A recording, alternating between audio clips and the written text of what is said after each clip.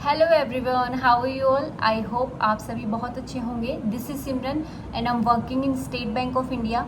सो जैसा आपको last video में जो है मैंने काफ़ी बताया था आपको कि बहुत सारे ऐसे बिगिनर्स हैं और जो भी फर्स्ट या सेकंड अटेम्प्ट देने जा रहे हैं उनको बहुत सारे क्वेश्चंस हैं। तो मैंने जो है एक पोस्ट भी डाला था कि जो भी आपको कन्फ्यूज़न है, जो भी आपको पूछना है क्वेश्चन, तो आप वहाँ पे ड्रॉप कर सकते हो। तो बहुत सारे कैंडिडेट जो है उन्होंने अपने बहुत सारे क्वेश्चंस जो है वहाँ पे छोड़े हैं। उन क्वेश्चंस में से मैंने अच्छे क्वेश्चंस लिए जो जिन क्वेश्चंस की हेल्प से जो है बाकी अदर जो एस्पिरेंट है उनको भी हेल्प मिलेगी।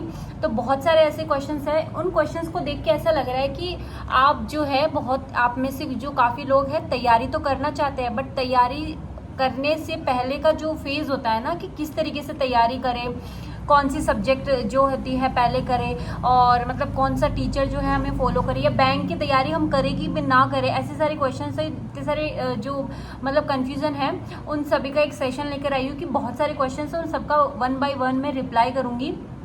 तो सबसे पहला जो क्वेश्चन है ना, बहुत फ्रिक्वेंट मुझसे पूछा जाता है कि you are working as a JA और पीओ, कि आप जो है जे जूनियर एसोसिएट हो या पीओ हो। Yes, of course I am working as a junior associate, but अब मैं जूनियर एसोसिएट नहीं रही हूँ, मैं एसोसिएट हो गई हूँ। मुझे 2 ईयर जो है एसबीआई में कंप्लीट हो चुका है। ठीक है, ये काफ़ी सारे ये जो क्वेश्चन होता है ये बहुत पूछा जाता है। उसके बाद में पूछा है मुझे प्रिंस जो है, प्रिंस कुमार नाम है, ये मुझे जो है इतना फ्रिक्वेंट क्वेश्चन मतलब क्वेश्चन करते हैं कि इनका एक ही क्वेश्चन रहता है, उनके हर एक वीडियो पे क्वेश्चन रहता है कि सिस्टर प्लीज़ बताइए कि बैंक के लिए मैथ्स कहाँ से करें। प्रिंस, मैं आपको बताना चाहती हूँ बैंक के लिए मैथ्स कहाँ से करो, कि अगर आप बिगिनर हो और अगर आपकी मैथ्स जो है अच्छी भी नहीं है, इवन अच्छी क्या मतलब आपको कुछ भी नहीं आता है, तो देखा जाए तो ना बहुत सारे टीचर जो है आपको मिल जाएंगे यूट्यूब के लिए।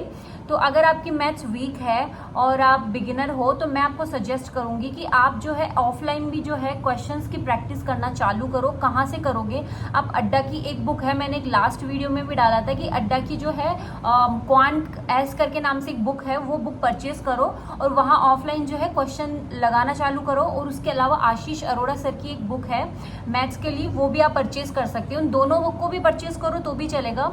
और उसके अलावा टीचर की अगर बात करूँ मैं, तो आशीष अरोड़ा सर को जो है आप फॉलो कर सकते हो। उनको उनके जो वीडियो होते हैं फ्री वीडियो यूट्यूब पे होते हैं वो कर सकते हो। अब आप सोच रहे होंगे कि मैं स्टार्टिंग से जो है कैसे करूं, तो सबसे पहले मैं बोलूँगी कि यूट्यूब पे जाइए, उन सर के वीडियोस देखिए, बेसिक जो है आपकी वो एक बार कंप्लीट कीजिए, धीरे धीरे जो है क्वेश्चंस लगाना चालू कीजिए। और क्वेश्चंस की प्रैक्टिस के लिए जो मैंने आपको बुक बताई है वो आप दोनों बुक फॉलो कर सकते हो, तो आप अच्छे से जाके कर सकते हो। और आपका मैथ्स अगर अच्छा भी नहीं है ना तो भी आपका अच्छा हो जाएगा। अगर कंटिन्यूसली 2 महीने भी अगर आप अच्छे से फॉलो कर लोगे तो आपका जो है अच्छा हो जाएगा प्रिंस। और उसके बाद जो क्वेश्चंस है वो क्वेश्चंस है हाउ कैन इम्प्रूव इंग्लिश। ये किसने पूछा है मुझसे? विशाल ने पूछा है मुझे कि how can we improve English. मतलब इंग्लिश का तो सबका ही है कि इंग्लिश वो बहुत वीक है मेरी, तो कुछ बता दीजिए। ये मुझे प्रिया ने पूछा है। और उसके अलावा जो है जस्ट अ मिनट, और उसके अलावा भावना ओझा करके नाम से है, भावना ओझा, आपने मुझसे पूछा है कि इंग्लिश में वेटेज कैसा रहता है, वोकेबलरी का या फिर ग्रामर का, और इंग्लिश में रीडिंग कॉम्प्रिहेंशन की प्रैक्टिस कैसे करें। सबसे पहले कि उन सभी के लिए कि आप बोल रहे हो कि हम बैंकिंग की तैयारी करना चाहते हैं बट हमारी जो इंग्लिश है वो बहुत ज़्यादा वीक है। इंग्लिश जो अगर देखा जाए बैंकिंग के लिए सबकी वीक होती है। अगर किसी ने कोई इंग्लिश मीडियम से भी है तो यहाँ का पैटर्न क्या होता है, थोड़ा सा अलग होता है। और वोकेबलरी का भावना ने मुझसे पूछा कि वोकेबलरी का और ग्रामर का पार्ट कितना होता है। देखो, वोकेबलरी, ग्रामर, रीडिंग कॉम्प्रिहेंशन का सबका मिक्स होता है, बट सबसे ज़्यादा देखा जाए तो रीडिंग जो होती है आपकी सबसे ज़्यादा मैटर करती है। अगर आपको एग्जाम क्वालिफाई करना है तो मैं कहूँगी कोई ग्रामर फॉलो करने से पहले, मतलब ग्रामर भी ज़रूरी है, 20% ग्रामर भी होता है, वोकेब भी होती है, पर रीडिंग जो होती है ना आपको मस्ट होनी चाहिए।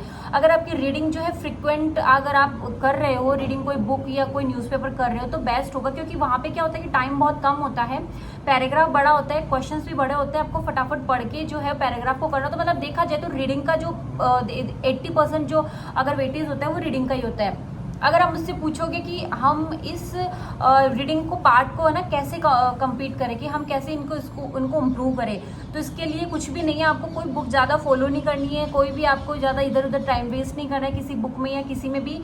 आपको सबसे पहले एक न्यूज़पेपर लेना है। कौन सा न्यूज़पेपर लेना है कि अगर आप वीक है, अच्छी नहीं है। तो मैं अगर आपको बोलूँ तो the Indian express economics time जो होगा वो अच्छा होगा, और इंडियन एक्सप्रेस जो होगा वो भी अच्छा होगा। द हिंदू थोड़ा सा ज़्यादा हैवी हो जाता है हमारे लिए, तो आप इंडियन एक्सप्रेस और इकोनॉमिक्स टाइम ये 2 फॉलो कर सकते हो। और कैसे फॉलो करना, आपको डेली के एडिटोरियल पढ़ना है आपको, कि अगर आप चाहो डेली एडिटोरियल पढ़ सकते हो। उसके अलावा बुक के अलावा रीडिंग के लिए बोलूँ तो कोई भी book, general book, just like मैं पढ़ती थी तो मैं किसी की बायोग्राफी पढ़ना पसंद करती थी, तो आप कोई भी बुक ले लीजिए। रैंडम मार्केट में इतनी सारी बुक्स है, अगर आप बोलोगे कोई नॉवेल है, कुछ भी है, समझ में कुछ नहीं आ रहा है बट रीडिंग आपको करनी है, तो इस तरीके से आप इंग्लिश इंप्रूव कर सकते हो। वोकेबलरी के लिए भी क्या होता है कि जब आप इंग्लिश रीडिंग करना चालू करोगे तो वहाँ बहुत सी वोकेब ऐसी होती है जो आपने फर्स्ट टाइम देखी होगी, तो वहाँ जो फर्स्ट टाइम देख रहे हो आप और वहाँ नोट डाउन कर रहे हो, उसके बाद में अगर आप उसका जो है असली मीन जानने की कोशिश कर रहे हो, तो वो भी बेस्ट होगा कि रीडिंग के टाइम पे अगर वोकेब जो ऐसी आपको लगती है कि नहीं है तो उसको नोट डाउन करो, उसको बार बार रिवाइज करो, तो ये बेस्ट तरीका होगा मेरे अकॉर्डिंग। तो ये अच्छा होगा। और इंग्लिश कैसे इंप्रूव करें, देखो मैं बताऊं कि इंग्लिश सबकी वीक होती है बैंक एग्जाम में, तो डरने की ज़रूरत नहीं है, और इसको थोड़ा टाइम देना पड़ेगा। बहुत ज़्यादा वीक है तो टाइम लगेगा, ऐसे नहीं कि 4 दिन आप पढ़ रहे हो एडिटोरियल फिर बोलोगे कि मुझे तो वैसा का वैसा आता है। 1 महीने पढ़ रहे हो भाई, अब 6 महीने पढ़ लो, ज़्यादा नहीं तो 6 महीने पढ़ने में भी क्या जा रहे हो, पढ़ ही तो रहे हो, टाइम तो वेस्ट कर नहीं रहे हो, तो आप पढ़ सकते हो इस तरीके से। और उसके बाद मेरा क्वेश्चंस जो है, किसने पूछा है मुझसे, जितेंद्र ने पूछा है मुझसे, it is possible to crack banking exam with 4-5 study. Yes, daily अगर आप वर्किंग हो, अगर आप किसी अदर जॉब में हो, प्राइवेट जॉब कर रहे हो या ना भी कर रहे हो, डेली के 4-5 घंटे आप बैंकिंग को अच्छे से दे रहे हो तो भी आप क्रैक कर सकते हो अच्छे से। Yes, it is possible. तो 4-5 घंटे भी ये देने का ये मतलब नहीं कि 4-5 घंटे बस सिटिंग कर रहे हो और जस्ट जा रहे हो। 4-5 घंटे डेली के बहुत होते हैं, कि 4 अगर सबको 1-1 घंटा भी दे रहे हो तो बेस्ट होगा आपके लिए। तो यस, पॉसिबल है और अच्छे से आप करते हो तो। उसके अलावा वो होता है सॉरी। उसके अलावा जो है, मनीष ने मुझसे पूछा है, हेलो दीदी, I am 12th pass commerce student and I want to pursue my career in banking sector, तो मुझे कैसे प्रिपेयर करना चाहिए? Should I start my preparation from my first year of graduation और नॉट? देखो, अगर आप अभी 12th पास किया है, जस्ट आपने कॉमर्स है आपके पास में, और आप सच में बैंकिंग परस्यू करना चाहते हो, तो मैं कहूँगी अगर कॉमर्स के स्टूडेंट हो और आगे भी बैंकिंग के लिए परस्यू करना चाहते हो, तो सबसे पहले जो कॉमर्स में जो मतलब देखा जाए तो कि वहाँ फाइनेंस अच्छा होता है, तो आप हो सके तो अपनी स्ट्रीम में अच्छा फोकस करना, क्योंकि बाद में देखा जाए बैंकिंग के अंदर जो होती है फाइनेंस वगैरह और अवेयरनेस वगैरह जो होती है, most of the related banking से या कॉमर्स से रिलेटेड होती है, तो हो सके तो आप यहाँ पे भी फोकस करो। बात रही कि मैं क्या प्रिपेयर कर सकता हूँ, यस ऑफकोर्स आप कर सकते हो। अगर आप फर्स्ट ईयर में हो अभी और अभी से आप प्रिपेयर कर रहे हो, तो देखा जाए तो आफ्टर ग्रेजुएशन मतलब मिनिमम एलिजिबिलिटी होती है वो ग्रेजुएशन की, आप अभी से प्रिपेयर करना चालू कर रहे हो और अच्छे डेडिकेशन के साथ में प्रिपेयर करना चालू कर रहे हो, तो जैसे आपका ग्रेजुएशन होगा, आफ्टर ग्रेजुएशन अगर आप देते हो तो आपका फर्स्ट अटैम्प्ट में हो जाएगा। तो इससे क्या होगा कि आपका टाइम भी बचेगा, और जो अनएम्प्लॉयमेंट जो होता है, वो फीलिंग जो होती है गंदी वाली, वो उससे भी बच सकते हो आप। तो बेस्ट होगा कि अगर आप ये कर रहे हो तो सबसे पहले कॉमर्स को अच्छे से परस्यू करो, आप अच्छे से मार्क्स लेकर आओ वहाँ पे ग्रेजुएशन में, और यस यू कैन डू। और उसके बाद में पूछा है मुझसे, किसने पूछा है, वही प्रिंस ने मुझसे पूछा है, बताइए मैथ्स कहाँ से के और इंग्लिश जीके जी। उसके बाद में प्रिंस ने मुझसे फिर से पूछा है कि इंग्लिश जीएस प्लीज़ रिप्लाई कहाँ से करें। इंग्लिश का मैंने आपको बताया है, न्यूज़पेपर फॉलो करना चालू करो। देन आफ्टर जीएस के लिए मुझसे पूछ रहे हैं तो कहाँ से का ये होता है कि सबसे पहले आप अपने खुद के नोट्स बनाना चालू करो। कहाँ से? There are many platform, there are many YouTube channel, जिसमें से अगर मेरा पूछो मुझे पर्सनली मैं कौन सा यूज़ करती थी और आज भी करती हूँ, दैट इज़ स्टडी IQ और अफेयर क्लाउड्स। ये तो 2 तो आपको फॉलो करना ही है। उसके अलावा परचम क्लासेस करके नाम से है एक यूट्यूब चैनल। परचम क्लासेस में क्या होता है कि वहाँ एक सेपरेट वीडियो बनाए जाते हैं हर एक टॉपिक के, जैसे बैंकिंग से रिलेटेड है, मिलिट्री एक्सरसाइज से रिलेटेड है, और वाइल्ड लाइफ सेंचुरीज है। इन सब से रिलेटेड अलग अलग क्वेश्चन जो सेशन बनाए जाते हैं, और एक पूरा वीडियो जो होता है सभी का वो भी आता है। तो अगर इन 3 आपको फॉलो कर रहे हो चैनल को तो बेस्ट होगा। और कैसे आप फॉलो करोगे कि आप जो है डेली आप नोट्स बनाना चालू कर दो। अपने नोट्स बनाने के बाद में क्या होगा कि जो वीकली PDF और वीडियोस होते हैं वो भी पढ़ना चालू कर दो। देन मंथली PDF और वीडियोस होते हैं वो भी देखना चालू करो। उसके बाद 6 मंथ की कंपाइलेशन जो होती है एक PDF भी होती है, वो भी अगर आप लगा रहे हो, उसके बाद में अगर क्विजेस लगा रहे हो तो आपको कोई नहीं रोक सकते।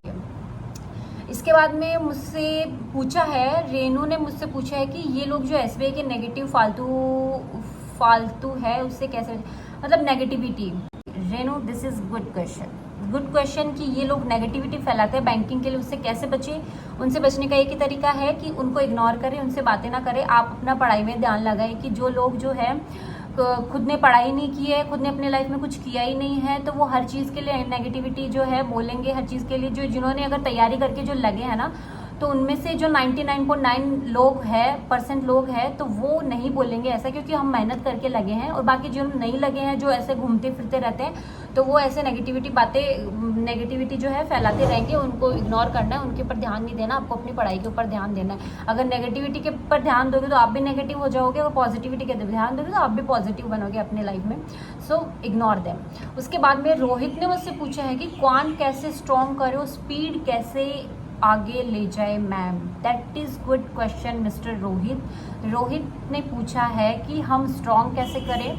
अभी मैंने बताया आपको स्ट्रॉन्ग कैसे करना है कि आपको सबसे पहले एक कोई भी टीचर की क्लास लेनी है, बेसिक आपको कंप्लीट करने हैं। ऑफलाइन प्रैक्टिस करना चाहते हो तो 2 बुक मैंने अड्डा की और आशीष अरोड़ा से की, वो बताइए। देन आफ्टर कोई भी मॉक टेस्ट ले लो। मॉक टेस्ट में आप स्मार्ट कीड़ा ले सकते हो, आप लोग जो है टेक्स्ट बुक ले सकते हो, प्रैक्टिस मॉक ले सकते हो, और भी बहुत सारे मॉक टेस्ट जो है वो लेके, और उसके बाद में जो सब्जेक्ट वाइज टॉपिक्स होते हैं आप उनके क्विजेस लगाना चालू करो, मॉक टेस्ट लगाना चालू करो, हो जाएगा। स्पीड कैसे बढ़ाए, स्पीड के लिए भी यही है कि जितना ज़्यादा मॉक टेस्ट देना चालू करोगे आप उतना बेस्ट होगा।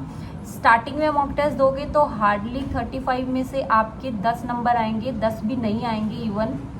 तो जब मॉक टेस्ट आपका फिनिश हो जाता है, आपको क्या करना है उस फिनिश के बाद में कि आपको देखना है कि कौन से क्वेश्चन मैंने छोड़ा है और क्यों छोड़ा है। फिर उसको आप अपने तरीके से करने का ट्राई कीजिए, और अपने तरीके से करने के बाद में जो अगर नेक्स्ट अगर आप कोई क्वेश्चन टेस्ट अटेम्प्ट करोगे तो उसमें आपको अच्छे से पता चल जाएगा कि ऐसा क्वेश्चन लास्ट टाइम आया था, मैंने छोड़ा था, और इसका जो है मुझे आंसर इस तरीके से करना है। और स्पीड के लिए मैं आपको बताऊँ कि जितना ज़्यादा हो सके टाइमर लगाओ, सिंप्लीफिकेशन करना चालू करो, नंबर सीरीज करना चालू करो। सिंप्लीफिकेशन, नंबर सीरीज और DI आप कहाँ से लोगे, बुक से आप ले सकते हो, ऑनलाइन सोर्स भी है।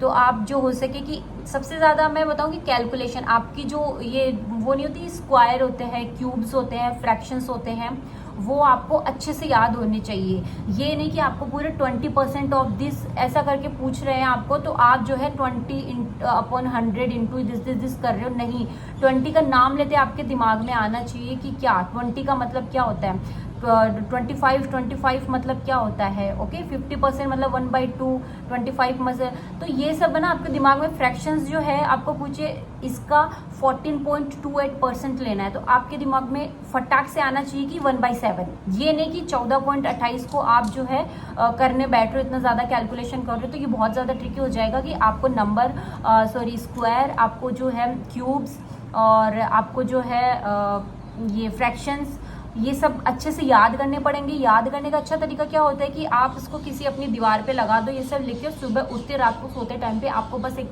नज़र मारनी है, देखना है। स्क्वायर आपको जो है 20-30, अगर 30 तक आप याद कर रहे हो तो द बेस्ट है, 20 तक तो आपको होना ही चाहिए, और क्यूब्स भी जो है आपको 20 तक को याद होना ही चाहिए। ये सब होगा, ठीक है। उसके बाद में एक मुझसे क्वेश्चन पूछा है, नाम तो मुझे इनका दिख रहा है, एक्सकेले। SBI जे को ओवर टाइम पे मिलता है क्या if we stay after 5 PM? देखो, SBI जे को मतलब किसी जे को कोई बात नहीं है, जे की बात नहीं है यहाँ पे, बैंकिंग सेक्टर में बात है कि ओवर टाइम कब मिलता है आपको। देखा जाए कि डेली का क्या होता है कि बैंकिंग में बर्डन होता है, ऐसा मैं कहती हूँ, और ऐसा सब लोग भी कहते हैं कि हाँ भाई थोड़ा सा बैंकिंग में बर्डन होता है, तो हर दिन हमें 5 बजे से ज़्यादा ही जो है बैठना पड़ता है। इसका मतलब ये नहीं कि हर दिन का ओवर टाइम ले रहे हैं, ऐसा नहीं होता है। कभी कभी होता है कि जस्ट लाइक हमारे ब्रांचेस में काम है और हम छुट्टी के दिन आ रहे हैं, तो उसका ओवर टाइम ले सकते हो। कई बार ऑडिट होती है, ऑडिट के टाइम पे भी आपको जो है बैठना पड़ता है, तो भी आप ओवर टाइम ले सकते हो। और जैसे कि 31 मार्च होती है, उस दिन आपको ओवर टाइम करके बैठना पड़ता है रात को 10 बजे तक 11, तो उसका भी ओवर टाइम मिलता है। हर दिन का ओवर टाइम नहीं मिलता है आपको, क्योंकि बैंकिंग में इतना काम रहता है ना कि हर दिन बैठना पड़ता है, तो हर दिन ओवर टाइम आपको नहीं मिल सकता है। ओके उसके बाद में रीना प्रजापति ने मुझसे पूछा है कि हाय दी, can you please suggest your schedule while banking preparation because I am not able to manage reasoning, quant, English and GA in one day. Reena that is your good question, but suggest your schedule.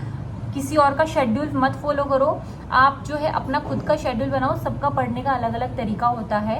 तो but आपने पूछा है कि एक दिन में हम जो है रीजनिंग, क्वांट, इंग्लिश और जियो को कैसे मेंटेन करें, तो मैंने आपको बताया कि एक दिन में बिगिनर हो, एक दिन में सबको मैनेज करना बहुत ज़्यादा डिफिकल्ट है, आप नहीं कर सकते हो, आई नो। तो सबसे पहले क्या करना है, आपको सब्जेक्ट वाइज जो है टाइम डिवाइड करना है कि 1 घंटा रीजनिंग, 1 घंटा मैथ्स, 1 घंटा इंग्लिश और 1 घंटा जीए। सबको 1-1 घंटा देना है, 1 बाय 1 करके चैप्टर जो है आपको कंप्लीट करने हैं। ऐसे नहीं कि आप एक दिन में मॉक लगाने बैठ गए, एक दिन में तीनों सब्जेक्ट भी पढ़ लिया, एक दिन में सब कुछ कर लिया, सब कुछ तो मैनेज नहीं होगा।